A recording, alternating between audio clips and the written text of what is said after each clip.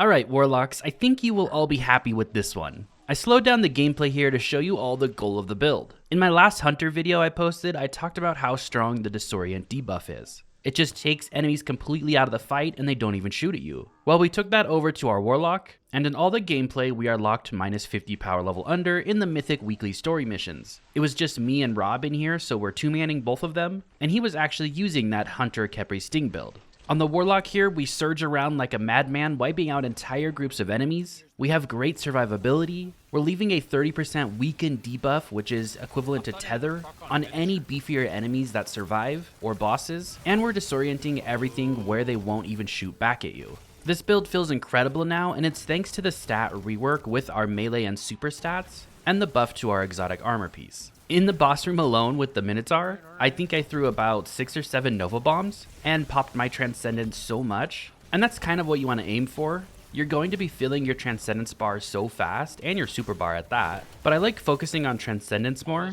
That way I don't have to use Monte Carlo for our melee. Because as long as you get that Transcendence up in a matter of, 5 to 10 seconds, you'll have infinite melee abilities. Oh, really quick question here. Let's say if I just happen to start streaming on Twitch, would that be something you guys are interested in watching or hanging out? It would be pretty early in the morning if I do it, probably around 6:30 a.m. Mountain Time, 8:30 Eastern Time, and I'd probably be done around 11 a.m. I know that's really early in the morning, but let me know what you guys think in the comments, and if that would be something you guys are interested in hanging out or watching, or even if you're able to watch at that time of day, I don't know. But we would probably just be raiding together, doing harder activities for power together, helping with those weekly story missions, just different things like that. Anyways, just let me know down in the comments, because I've been thinking about it lately. So this entire build is built around that lightning surge, right? So that's the first aspect you're going to take. It's just slide on the ground and then you activate your charged melee ability. It calls those lightning strikes, jolts targets, and then if targets are hit by lightning strikes, you're granted bolt charge. And as you can see in the gameplay, the bolt charge goes off quite often.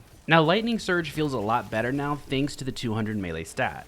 At base I had 160 melee in the gameplay, and then I had 2 grenade fonts on. That means it gave me a plus 40 when I had an armor charge, so I was running around with 200 melee. It just allows that melee to hit 30% harder. And that might not seem like a big deal at base, but even in minus 50 content, it allows me to one-shot red bar enemies. Which means I really don't have to build into Synthoceps on the class item. And not that Synthoceps aren't good, they're still really good. I've covered that build like 3 times in the past, and it's still a really good build. But I just wanted to try something different, and I like to play the game in different ways than I always do. It keeps things fresh for me, and that's what this one is doing.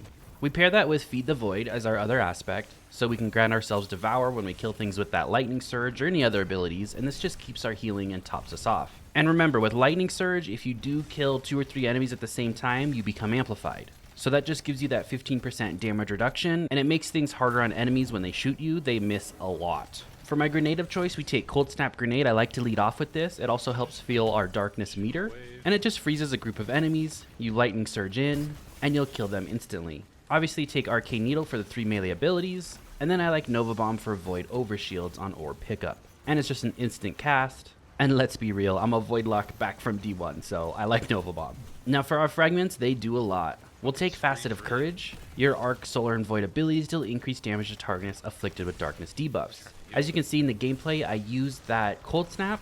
When we're Transcendents, our grenade is darkness because it's freezing, so it's stasis. And then you'll see me just throw out my Arcane Needle every once in a while as well to spread Unravel to everything. That's another darkness debuff. This got a buff this season, and your melee hits 50% harder on darkness debuffed enemies. So really strong with melee abilities. We'll take Facet of Protection, an extra 15% damage reduction when we're surrounded, and I believe when we're Transcendents that goes up to 20%. We'll take Facet of Purpose, so we get that Void Overshield when we pick up Orbs of Power. When you add that with Amplified and Devour, you're pretty hard to kill. We'll take Facet of Defiance. Every time we use our finisher that you see in the gameplay, and I should have been doing this more, we spread Volatile to everything around us, and that's because we're on a Void subclass, and finishers play into our exotic in a second. And then lastly, we'll take Facet of Grace. Defeating targets with kinetic weapons grants you bonus Transcendence energy. And speaking of weapons, I paired this with Outbreak Perfected. It feels really good in difficult content, but it fills your light and darkness meter for Transcendence so quickly, and it's a seasonal weapon, so it gets the 10% damage buff. And then for our exotic armor piece, we're taking Fellwinter's Helm. They added an extra perk to it this season where powered melee hits weaken targets. This is a 15% weaken debuff, and it's nice to know that even if you don't kill something, you're benefiting from this exotic now. But in all honesty, with the melee stat and Facet of Courage giving you the damage buff, you're quite literally probably killing something every time you surge. And powered melee final blows create a burst of energy that weakens nearby targets. This is actually the 30% weaken debuff, so the same thing as Tether, but it's like you have it on demand. And this has a big radius, and even bigger when you finish targets. And speaking of finishers, finishers and final blows against more powerful targets increase the radius of the burst and the length of the weakening effect. Sometimes you'll see that burst go out like 15 or 20 meters, and enemies are disoriented and not shooting at you, and 30% weakened debuff on them for literally like 10 seconds. This is the first time I've ever done a build with this exotic, and that's because our melee never hit hard enough for me to take off Synthoceps, but it does now. Obviously you can add Shield Crush into the build from the artifact, but there's really nothing in that artifact mod that's really benefiting this, so it's going to work great in future seasons. There's a bunch of font mods in here and surge mods, so we're really capitalizing on the armor charge system. On the helmet, you want to take a super font. It just gives you 20% extra super stat, and then a hands-on, so we get extra super energy coming from those melee kills. And speaking of stats really quickly, I did mention that I had 160 at my melee stat earlier in the video, right? I also had 75 super stat. So when I had this super font on, I was actually at 95.